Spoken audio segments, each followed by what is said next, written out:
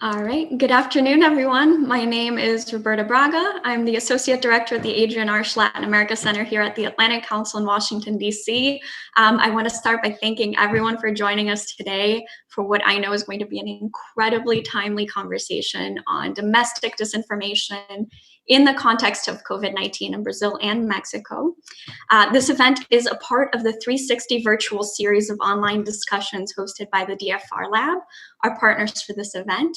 And it brings together experts, decision makers in our global community of digital Sherlocks for a series of interactive discussions on some of the most pressing challenges of our time related to disinformation and misinformation.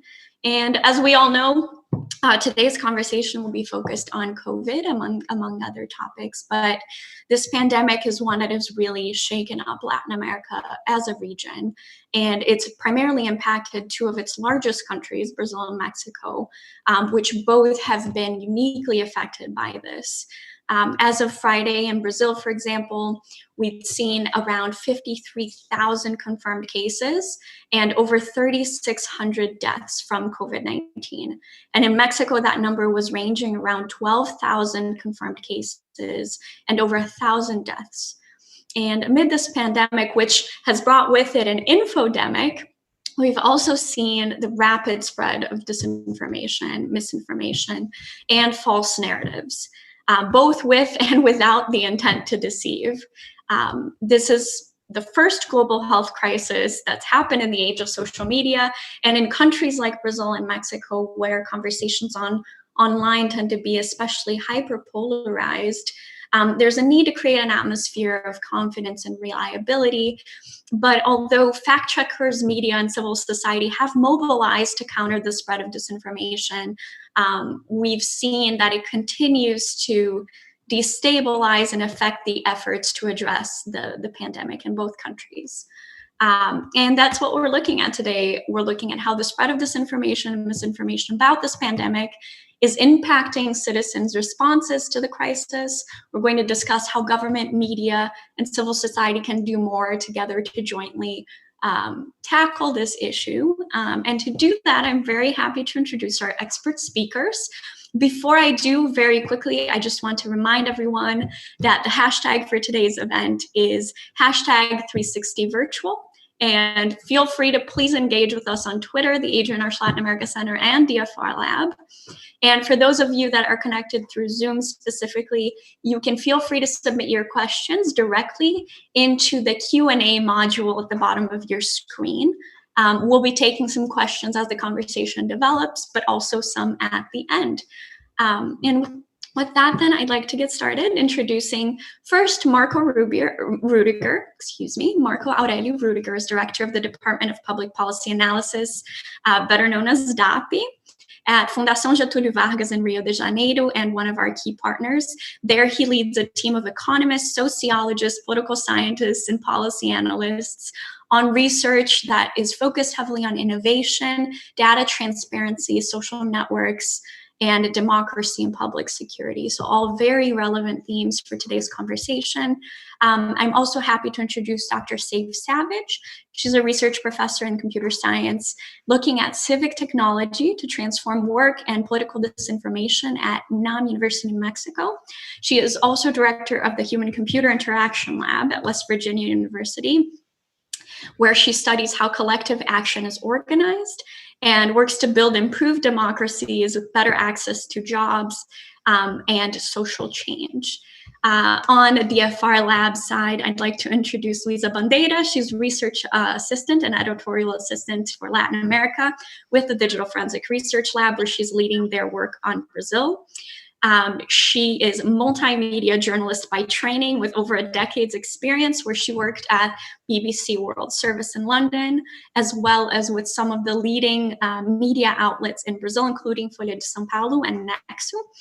And last but not least, I'd like to introduce another one of the DFR Lab's expert researchers, Esteban Ponce de Leon. He is research assistant focusing on Mexico and Colombia at the DFR Lab. He is also a data scientist in background, and he's focused a lot on machine learning, artificial intelligence, data journalism, and digital research as a whole. He previously was at Fundación Ideas para la Paz, a think tank based in Colombia. So with that, I'd like to get started. Thank you again to our panelists for joining us. I'm going to pose the first question to Luisa. Luisa, I know that disinformation, misinformation about COVID, like we mentioned, they've really spread at an alarming rate in Brazil specifically. And you've focused a lot on that, on exposing and explaining that disinformation over the past few weeks. Can you tell us what the main false or misleading narratives have been about COVID-19 spreading in Brazil right now? Sure. Thank you, Roberta, for the question. Thank you for good afternoon, and thank you everyone for joining us in this conversation. So before talking about narratives, I would like to explain a little bit about the political context in Brazil right now, because I think Marco can definitely help me, and I think this is going to be important for our conversation. So Brazil is in the middle of a political crisis, and this is very connected to the government's response. Jair Bolsonaro, Brazil's president, is one of the few world leaders who is still downplaying the risks of the pandemic. And all the time he talks about the economy, that the economy is going to be hurt, and the reaction to the pandemic might harm Brazil's economy more than the virus would do itself. And then because of that, he got into a conflict with the health minister, and the health minister was fired last week.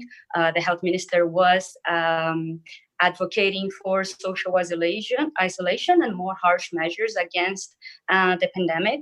And that was went against what Bolsonaro believed. And also last week, in the end of last week, we had the Minister of Justice, Sergio Moro, who was very important in the government. He was like the symbol of the anti-corruption fight in Brazil. He resigned. And that I can explain this later, but it's also can possibly be related to disinformation and misinformation. So you have two important ministers out at this moment and amid the pandemic, and then you have all the narratives that are related to this pandemic are connected somehow to the response that is coming from the government. So the main narrative that we see is trying to downplay the pandemic and trying to downplay the dangers of the virus of COVID. And what we see is that there are many WhatsApp chains that we call WhatsApp messages saying that hospitals are not full, that there are no patients, that they are empty. So this is all something that is coming from the media. Fear mongering coming from the media. You have many people talking about possible ways to cure COVID, with the debate about the same one that happened in the US about chloroquine. And then you have many attacks on those that are trying to say that the virus is dangerous, that we have to take measures.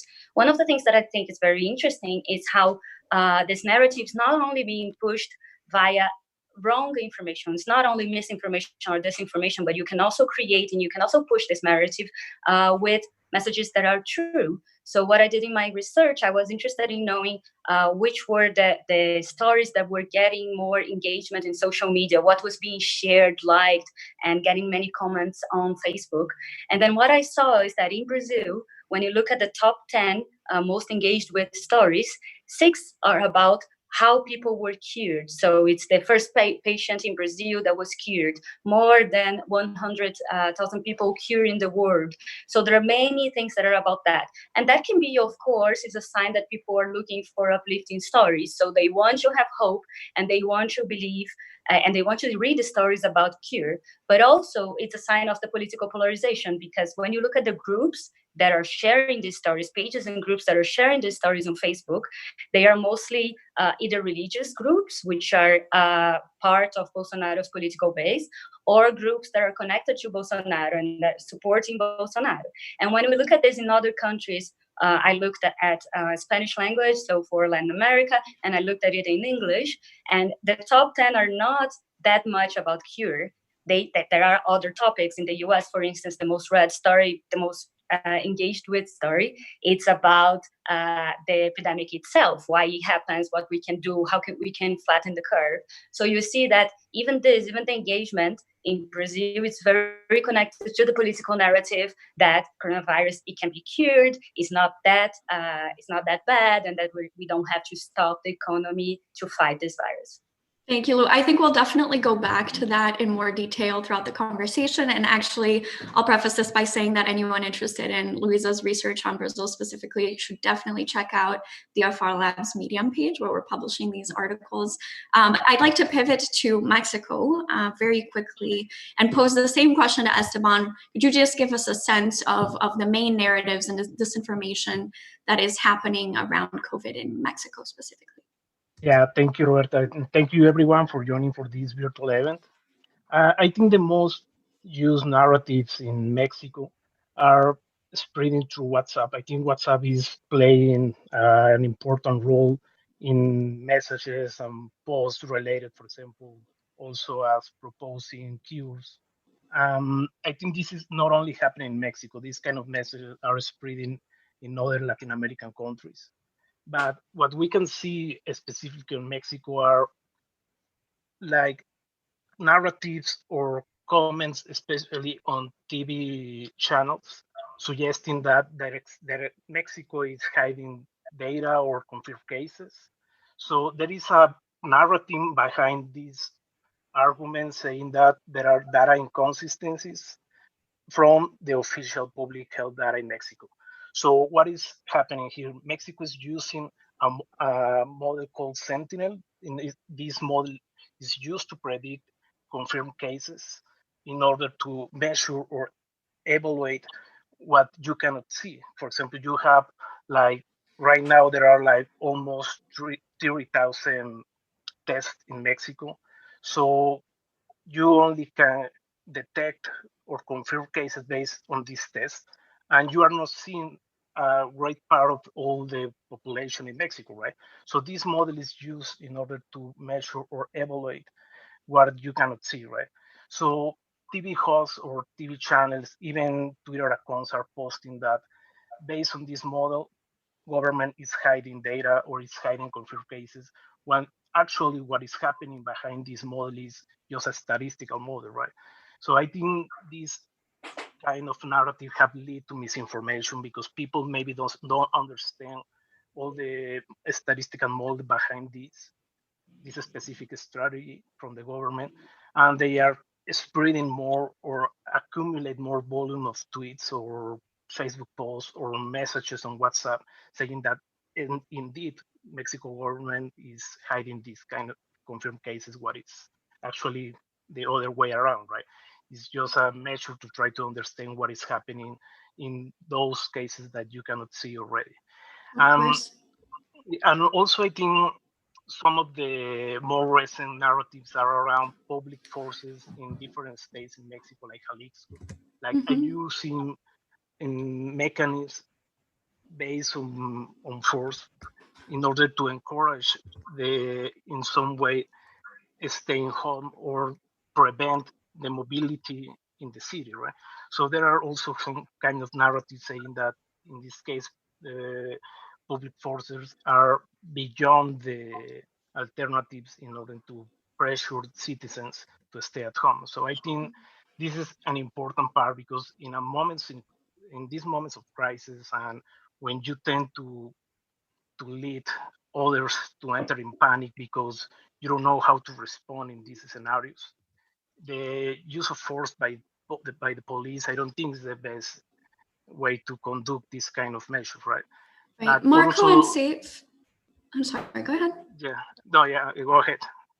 No, I was going to say, I mean, I'm glad that you brought up sort of the federal versus local reactions. And I'd like to actually pivot to Marco and Dr. Steve Savage as well to comment on specifically Brazil and Mexico both are countries that are still battling high rates of inequality. And economies are definitely forecasted to take a hit all over the world, not just in Latin America.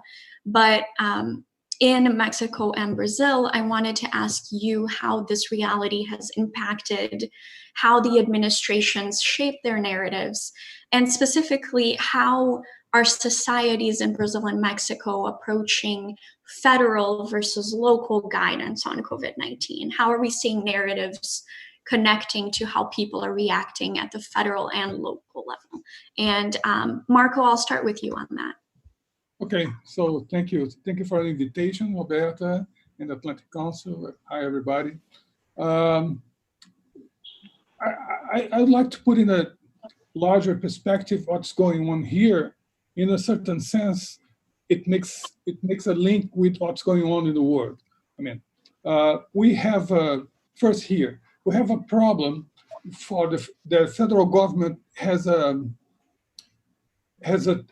continuous tension in I would say in a horizontal level with other powers and affecting the check and balance. And they are trying to affect, in a certain sense, the check and balance between the judiciary, the legislative, and executive powers. So I would bet that there's some kind of intention from the federal government right now, and this is coming since the election we had, which was very polarized, to try to get a kind of unitary executive power. So it's something that it's here. It's not explicit, but it's here. So there's a huge clash between the powers in the check and balance system.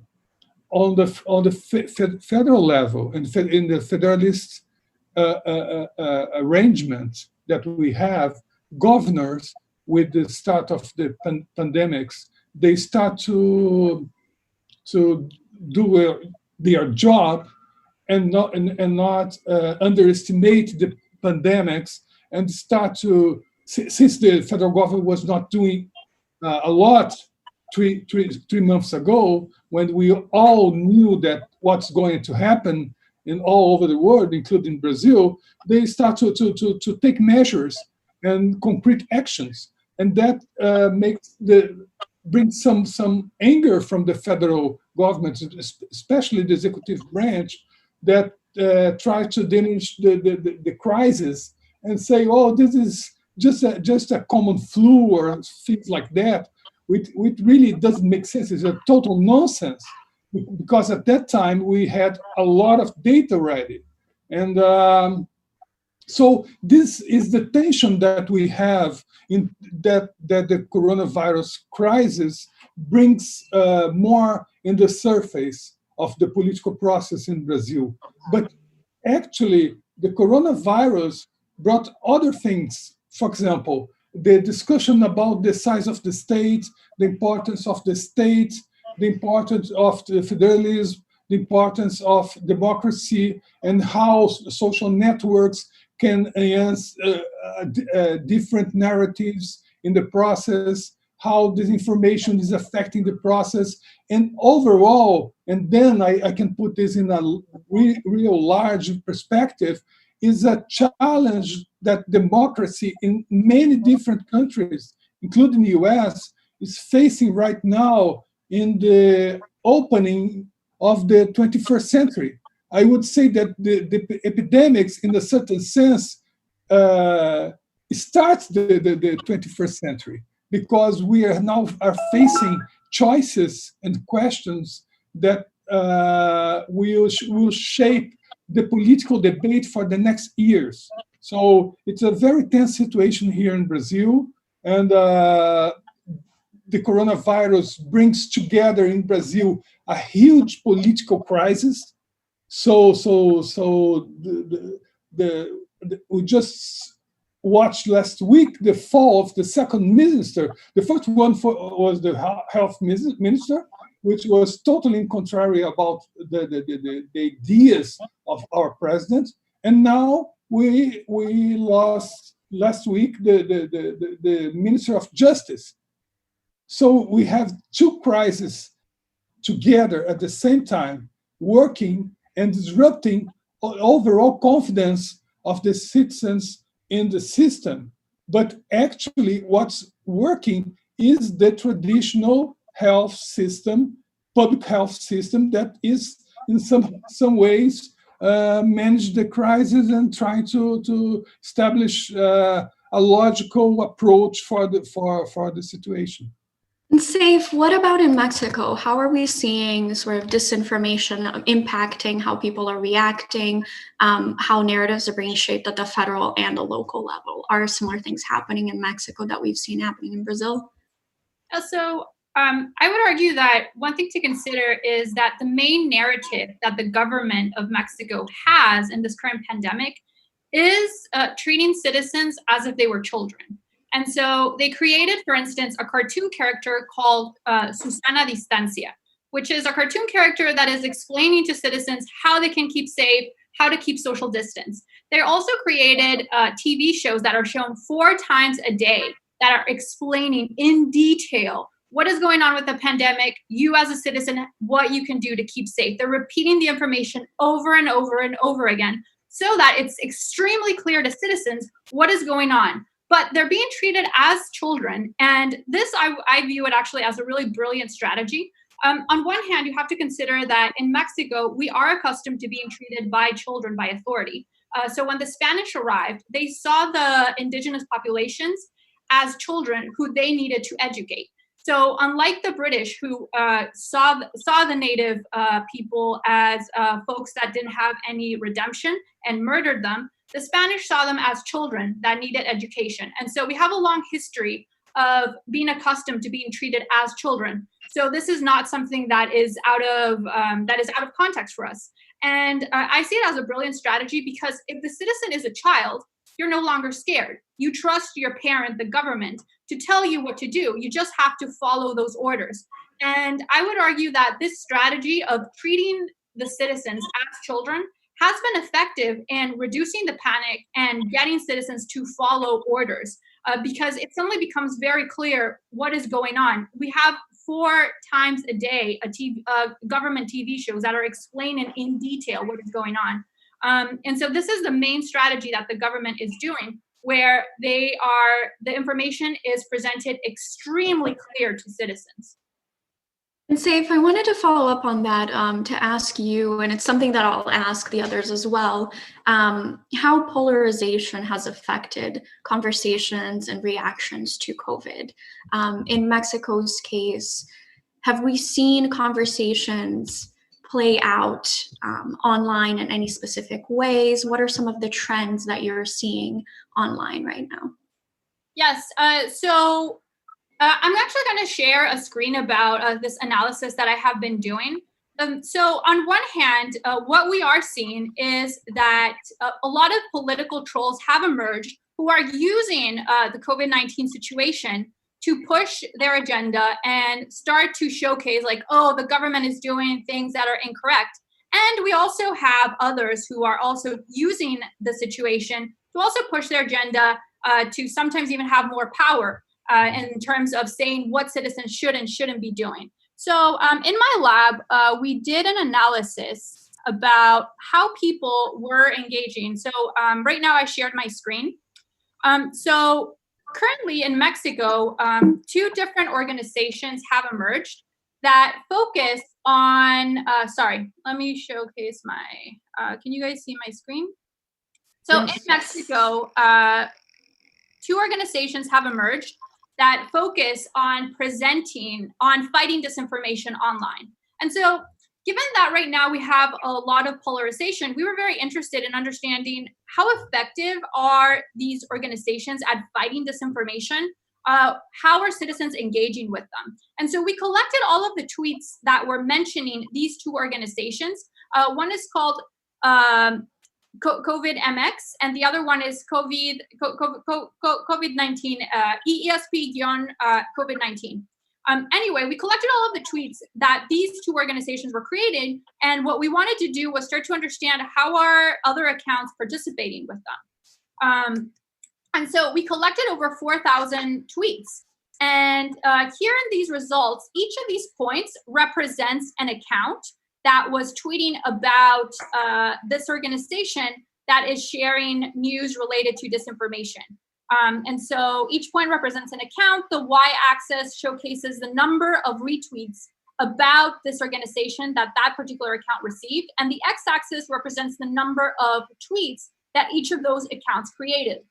We were interested, my lab was interested in studying, okay, so who are the outliers? Who are the accounts that are engaging the most with the content that these organizations, ESP COVID-19 and COVID-MX, are creating? And please check out these accounts as well, because they're doing a fantastic job in fighting disinformation.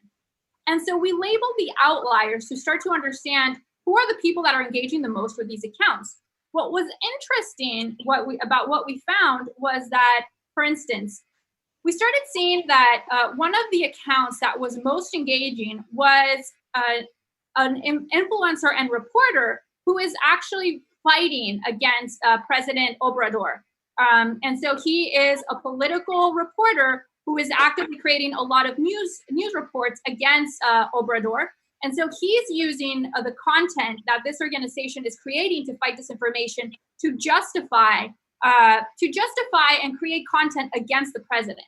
And so I think that it's also important to start to realize that when we're trying to think about, okay, we want to fight disinformation, that information can also be weaponized by political actors and political trolls to further push their agenda, to start to push whatever conspiracy theories or other stories that they want to showcase. And so in this case, for instance, this reporter is using the information that this organization, COVID-MX, is creating to push his agenda about how Obrador is not transparent and political lies allegedly that Obrador is saying. And we also had, for instance, one of these other accounts also described himself in his account as a political troll. And again, they were using that information to further push their agenda, further push conspiracy theories that they had. And so I just want to highlight, because I think that it's important for us to realize that sometimes information used to fight disinformation can be weaponized. Thank you so much, Saif. I know that I'd like to pose this question to Luisa and Marco as well, and we might just exit out of you sharing your screen at this point. But I will direct the conversation, Lou, to you first. So you've done also a lot of work tracking different accounts, tracking narratives around COVID online, on Twitter, on Facebook, in Brazil. And so very quickly, I wanted to ask you what it is that you've been seeing related to polarization in Brazil and how the narratives are spreading. Okay, so as I was saying, everything that is happening now is very connected to polarization. We can see that those that support the president are spreading this type of narrative. So they are saying that the hospitals are empty and downplaying the pandemic. And on the other side, you have people that are saying that it's a problem. And what's happening right now is that people are protesting. So because they cannot go out in the street, they are pot banging. There are protests ever since the beginning of the crisis, at the beginning of Bolsonaro's response. Because what happened in Brazil was that Bolsonaro said, as Marco mentioned, he said it was a little flu, he said it was hysteria from the media. And we saw other presidents doing the same, which is actually something that the Mexican colleagues can talk about. We saw that Obrador, for instance, in the beginning, he was also saying, okay, you can go and hug people. If you can go out to have dinner, you can go and have dinner. But then from what I understand, he changed that approach. The same thing kind of happened to Trump. So Trump, in the beginning, he was saying that it didn't matter, it was nothing really serious. And then he changed all his discourse to say, oh, no, actually, I always said it was very complicated. Bolsonaro did not change. Right now, we have some other leaders that are doing the same, such as like in Belarus, Lukashenko is doing the same. And that is causing more polarization in the country than we already had. The country was already super polarized because of the elections. Actually, Brazil has been in a crisis ever since 2014. So this is just increasing polarization. A bit of polarization is good because you have to know what some parties stand for. So I don't want to say that we don't want to have any polarization, but the hyperpolarization that we have in Brazil, and that is showing now, it harms the response to the crisis. You have people going out to the streets. So I was talking about people that are against Bolsonaro, that are protesting from their houses, but you also have people that support Bolsonaro and want to see the country reopening, that are going to the streets in cars and protesting, asking for the country to open again. So you can see, and like, I think this is when we talk about elections, it takes a while to see the results. But now in this crisis, it's the response interval is shorter. You can see that people are already, like when Bolsonaro says something, we have data from states showing that, not we, but like Brazil has data on states showing that people are going more to the streets in states that they voted more for Bolsonaro, supported Bolsonaro more. So you can see that the polarization is having a real effect in the lives of people and the way that Brazil responds to this crisis and that Brazilians respond to this crisis. Marco, I'd like to pivot to you. I know that DAPI has analyzed conversations and mapped out conversations on Twitter specifically, and you've done that work extensively for a while now. A couple of weeks ago, we saw Twitter.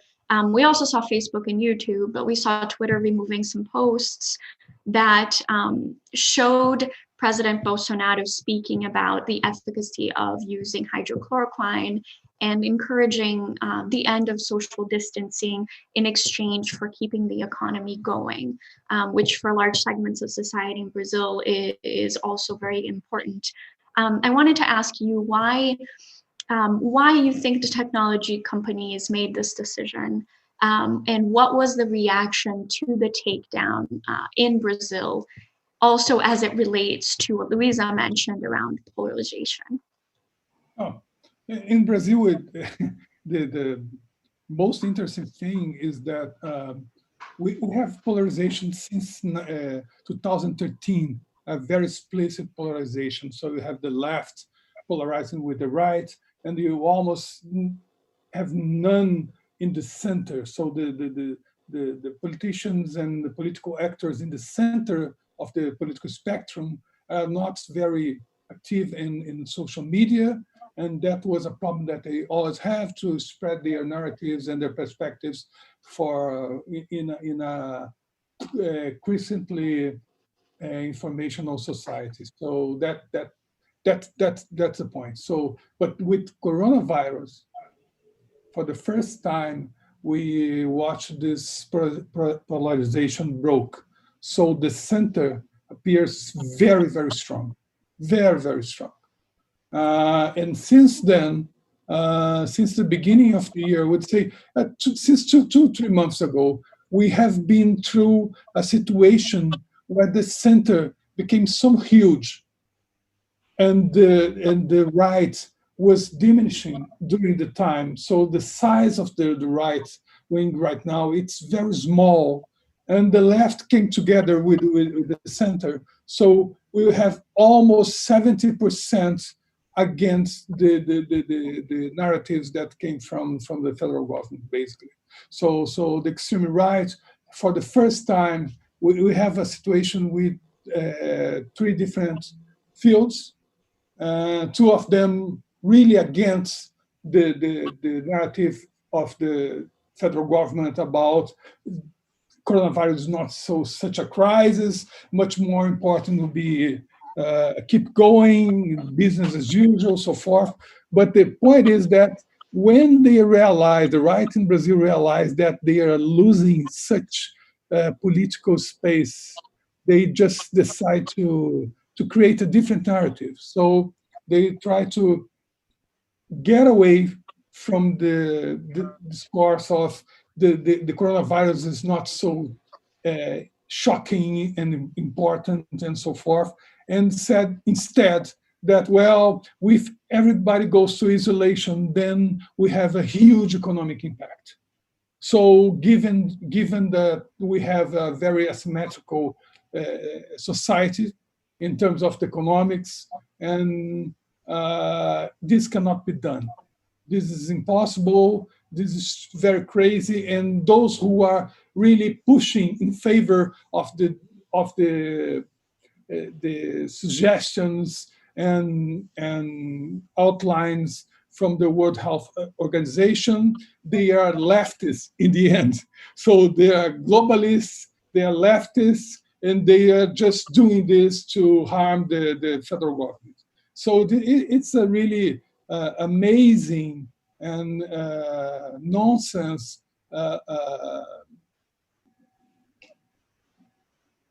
tentative to try to create a different narrative and a different version of what is true. So the confidence in the end, it's quite confused. That's the reason why we still have people going to the beach when there's a sunny day, because people have some different informations from different sources. So the president says, oh, there's no problem at all. We can use the chloroquine or other things like this, and you'll be fine in the end. And you will not be fine. So that is linked to the Minister of the Minister of Justice last week, and points out to a possibility of a third crisis in economics. So what we have right now is a crisis inside a crisis, which is inside another crisis. So we have all of them together, and that's really complicated. I would love to try to share some slides with you. I tried before. I didn't succeed. I will try it right now. Actually, before you do, I want to pose just one quick question to Esteban and Dr. Saif, and then we'll go back to you, and we'll make sure to take a look at the slides, because I know your data visualization work is amazing. So Esteban, Dr. Savage, I wanted to ask you, we've looked a lot at disinformation. We know in this field that sometimes disinformation can have a real world effect on people, and sometimes that can lead to loss of life, to real harm. And I wanted to talk to you a little bit about health workers in Mexico. We've read that health workers are being targeted at times for being supposedly contagious. And since March, since last month, we've seen over 40 workers having been attacked, perhaps as a result of those claims. And so could you share with us what you're seeing as far as which actors are spreading this type of information, through which platforms, and how is it leading to these actions being taken against health workers in Mexico? Yeah. Esteban, I'll start. Sorry, Dr. Saif, go ahead. Oh, thank you. So that's a great question. So I did an initial analysis to understand, well, what type of who is recruiting people and radicalizing them, basically, to start attacking healthcare workers. One of the things that we started finding in my lab was that we couldn't find any traces on Facebook, Instagram, or Twitter about people actively organizing to start attacking healthcare workers. This was surprising to us because in the past, for instance, we have been able to trace people who are organizing to report, for instance, police officers who are trying to take them down because they're measuring alcohol level on people. We've also been able to track down citizens who are organizing, for instance, protests, etc. But right now, we weren't able to find them directly on social media. And so what this said to us was that they were likely organizing on private channels, on, for instance, WhatsApp. And that is why that is very dangerous. If they're organizing on WhatsApp, we have no idea about how to reach them. We don't know what keywords to use. We don't know what they're saying, who is recruiting them, how are they being radicalized to the point of becoming violent to healthcare workers. And the thing is that we don't know where these groups are exactly. And so that's why those private channels become very dangerous. And I think that what the federal government did was actually a good reaction to this problem, because what they did was that they went nationally and within their 4 times a day TV shows, they brought in the healthcare workers that were being attacked, and they talked about the problem. Now, talking nationally about it, I think, was one of the only solutions, because if we don't know where those groups are talking, we can't reach them to intervene and stop them. And so I think that what the president did about going and talking publicly about the problem, highlighting it, was a good solution for that type of disinformation, because currently we don't know where these conversations are happening or how we can intervene to stop them. Esteban, I want to pivot to you to add to that, but also perhaps to add what it is that you've been seeing regarding sort of news consumption in Mexico. So where do people get their information, and how is that related to how disinformation has been spreading and through which channels? Yes, for example, I think what Saif Said says, very important because that shows some of the most important challenge to combat disinformation, especially in Mexico. If you try to identify networks or how disinformation is spread on Twitter, even on Facebook, it's kind of easy to track these accounts or these narratives. On WhatsApp is very difficult if these kind of messages and these attacks to health workers are through WhatsApp. You don't have the idea how to research these kind of networks, right? But I think Mexico, and something important to contextualize is that Mexico, Twitter and Facebook are are those social platforms widely used in compared to maybe other countries in Latin America. Right? Some estimations suggest that almost 10 million Twitter accounts exist in Mexico and more than 80 million Facebook profiles exist in Mexico. So this indicates the importance of the impact that some narratives could have in the Mexican audience, right? For them talking about the polarization that we were talking about, that maybe this is some way that how Mexicans consume information or are looking for some answers related, for example, to COVID-19. I would like to also share the screen just to share a basic slide. I don't know if you can see here. This we try to monitor and to track all the mentions to the trending topics in the last year. This is, for example, from March 1st, 2018 until April 2020. What we can see here is that there are some peaks on the number of mentions with some top hashtags as AMLO renuncia, AMLO Mexico demands you. This is like AMLO, we are with you, AMLO, you are not alone. What we can see is that although you have peaks in 2018 higher than those that we can see in 2020, what we can see that those number of mentions right now amidst the COVID-19 crisis are the highest so far in this year. So this is quite important because this shows how polarization have been increased in the last couple of months. This is sorry. This is in this other slide. We can see how the trending topics that, especially those hashtags, even either supporting or in opposition to Andrés Manuel López Obrador, have increased also in April. And this is an incomplete month. I mean, this is just until April 20. And we can see that there is more polarization than in previous months in this year, and is already reaching the number of trending topics that, for example, in November, this is a year after Mexico's President López Obrador took office. So this is a way that we can see how people or Twitter accounts are engaging in trending topics. This chart on the right shows newly created accounts in the just after López Obrador pitched the economic plan on April 5. So this is quite important because this was an event after López Obrador received a lot of critics because the economic plan wasn't enough, or maybe people understand the economic plan as something that wouldn't help in the future or in a long term. So we can see that those narratives that are being pushing in just a couple of weeks ago are or seems to be driven by inauthentic behavior. This is something that is kind of new because some of the narratives against López Obrador suggest that he's using bots or automated accounts to push narratives supporting him. But we can see here the opposite, right? That we can see also that narratives against him are used by inauthentic behavior. Thank you, Esteban. I think seeing the narratives mapped out is really important. I know we have about only 15 minutes left.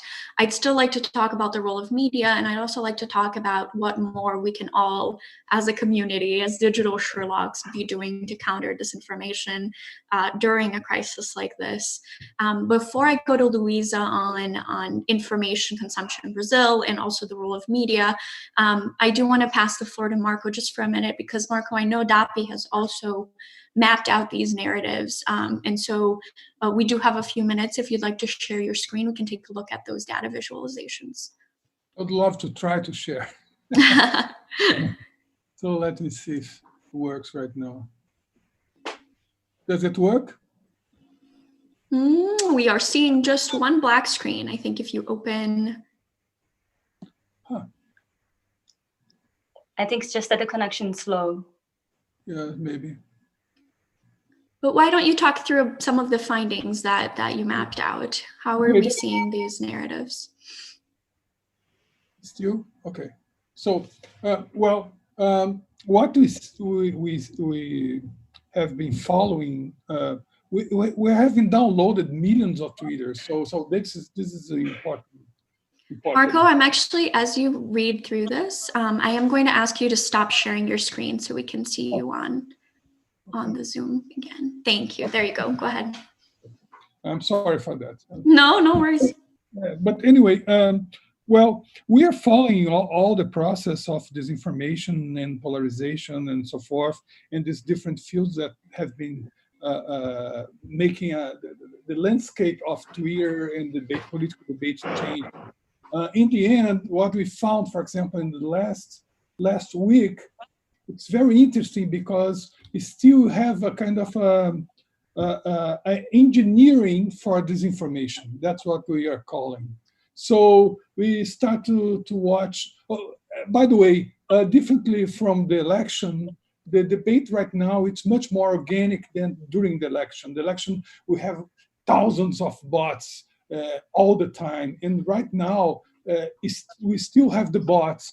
We still have a lot of disinformation going on, but it's not so strong as it was in the past. And in our opinion, is it because people are so having such a tremendous momentum, almost 5 days, we have a different crisis and a different crisis and a different.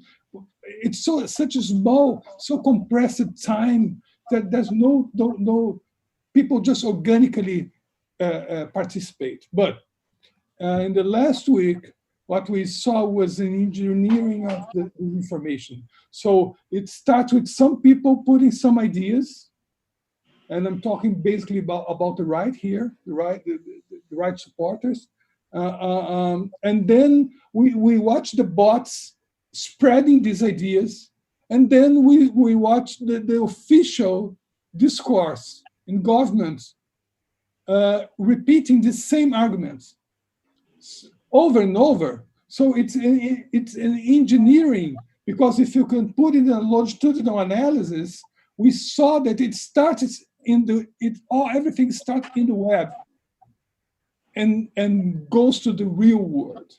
So this is quite interesting. It's not the other way around. As a footnote, I would like to say that yes, you can track the discussion in WhatsApp. I think WhatsApp must be really bring to attention about the harm, about the lack of policies in the WhatsApp, the harm it's provoking in democratic society. Because yes, it's true. Saif said that, and it's correct. It's difficult to understand and to analyze like we do with Twitter, but still can do it, and we have been doing that.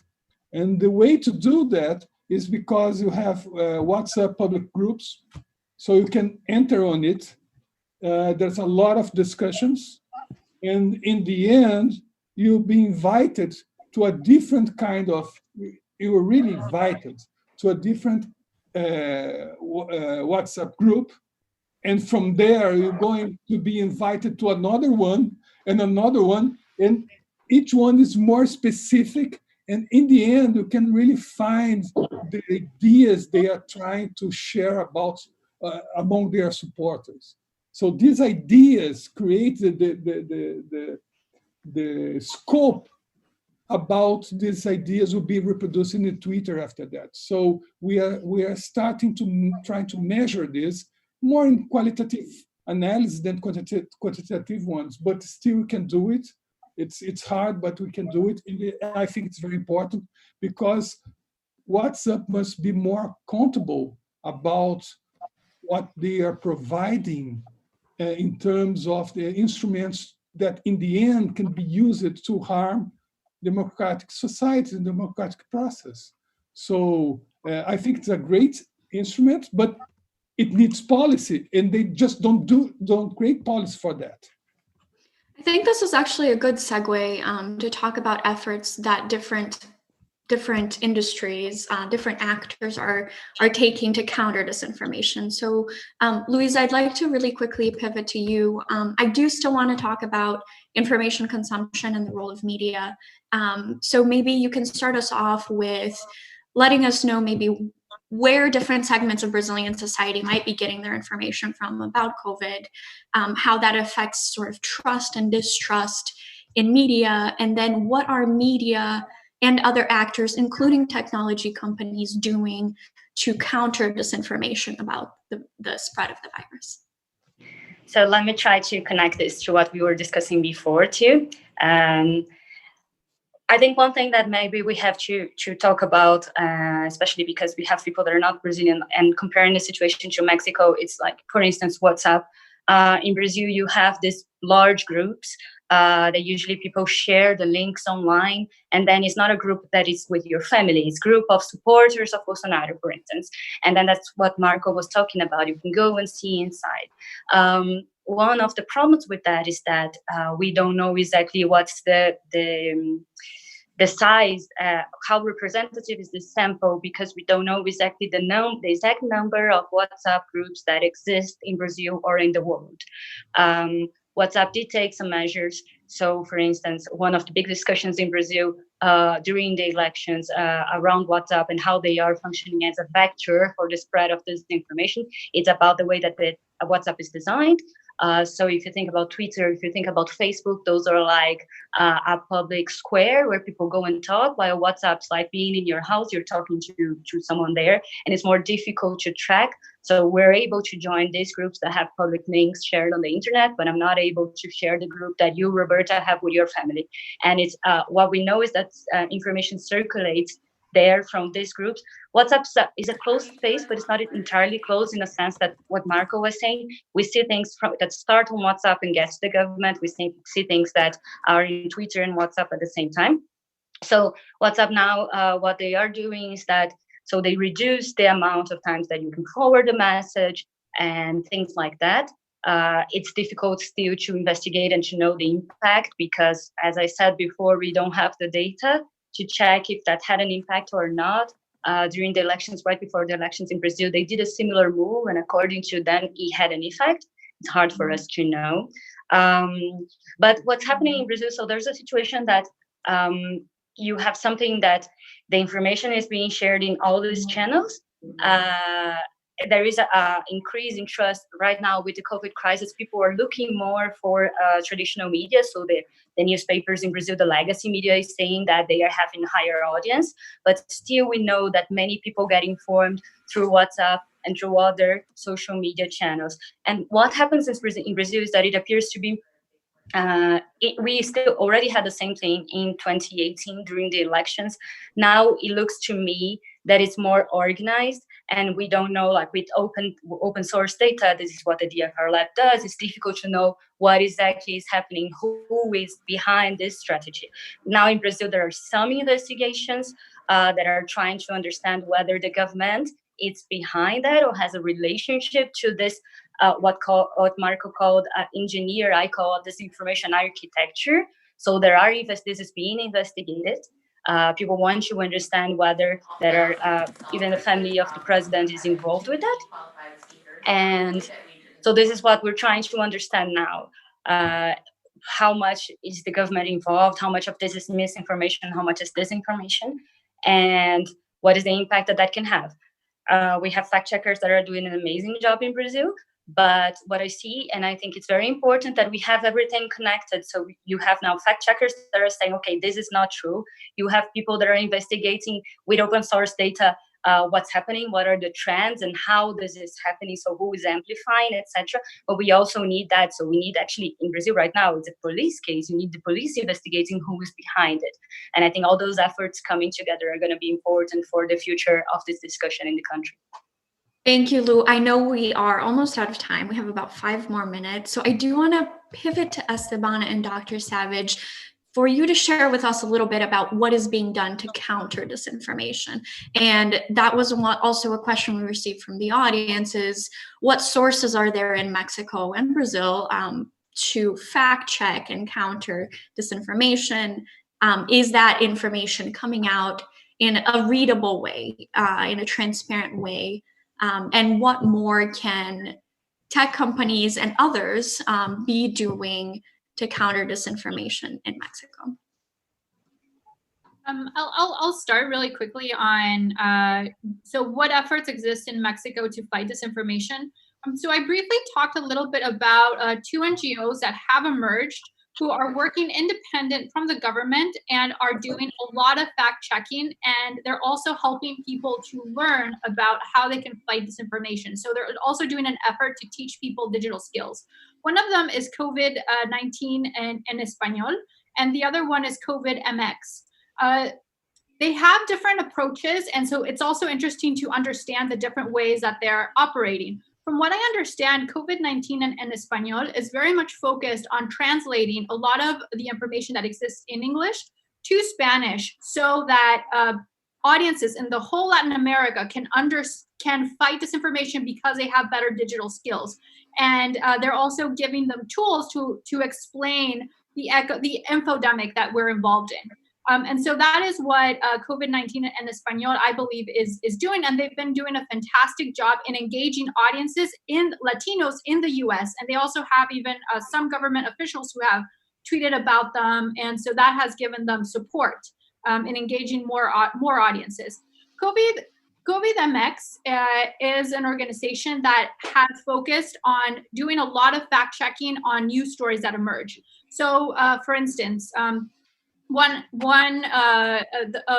very famous priest in Mexico gave out a recommendation about how you can cure COVID-19 by drinking tea.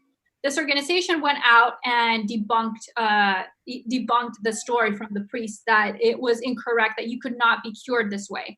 And so given that this organization is covering current events, the problem is that sometimes political trolls are taking their story as weapons to attack the opposition. So that's also important to consider, that sometimes because of the polarization that can exist, these fact-checking tools are used by others to start to create political attacks. But both of these organizations are doing really good efforts. Another interesting thing that COVID-19 MX is doing is that it's working very independent from the government. And I think that here in these cases, it's important to have independence, because that also makes you more trustworthy. It doesn't appear as if you're backing anybody up. And so I think that COVID-MX has also done a great job in showcasing that they're independent. It's formed by a group of journalists who also did verificado 19S, which was they basically did a fact checking for the presidential election in Mexico that happened. So they have a lot of experience. But I recommend people check out COVID-19 en Español and also COVID-MX. They are doing fantastic jobs in fighting disinformation in the area. Great. Thank you so much, Saif. We actually, at the DFR Lab in the Adrian Arch Latin America Center, had the privilege of working with Animal Político and Verificado around the elections to help in sort of explaining what was going on. I know we have 1 minute left, and this is also another question that came in from the audience. It's about the resources. Where can we all go to contribute to the countering of the disinformation as a society, as digital Sherlocks? What are some resources out there?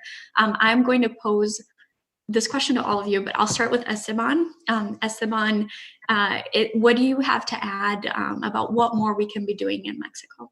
Yeah, I think the data transparency has been one of the main challenges in Mexico. I mean, public health data is still delivering the information through PDF. So it's not quite open source or open data if we try to analyze this amount of data. So what it shows though is that there are civil society trying to open these data sets and create open source. Some of the ways you can find is, for example, on GitHub, there is some pages or some organization dedicated to open these data sets from PDF to some more readable formats like CSV or Excel. I think this is great because it shows how strange or how interested is civil society in Mexico to counter disinformation, or at least try to get or to provide better mechanisms from open data, right? Just another one point I think is interesting to add is that in order to create better mechanisms to counter disinformation, research or creating labs like digital serve laws of the SAIFMA, I think this is one of the main steps to create some of the better tools for society in order to counter disinformation. And I think in this step, it's very important that the government could be involved in order to create better mechanisms to finance or fund this kind of research. In Mexico right now, in the next months, the new law from science and technology will be discussed. So I think this is some of the components that this law needs to add. How can Mexico improve research in order to improve digital resources on digital research in Mexico? Thank you, Esteban. I know we are actually over time, so unfortunately I won't have any more time to ask questions, but what I'll say is if you follow us on social media, we'll make sure to share some more resources and resources from our partners at FGV, at UNAM University and others. There are a lot of people doing this work, and that's why it's so wonderful that we have a community of digital Sherlocks from all over the world sharing lessons learned, tactics and strategies on this. I want to thank all of our speakers so much for joining us today. Marco, Saif, Esteban, and Luisa, thank you so much for the work that you're doing. And to our audience, thank you for joining us, and make sure to stay tuned in for additional articles, research outputs, and strategies for countering disinformation from the DFR Lab and the Atlantic Council. Thank you all so much and have a great afternoon. Thank you. Thank you.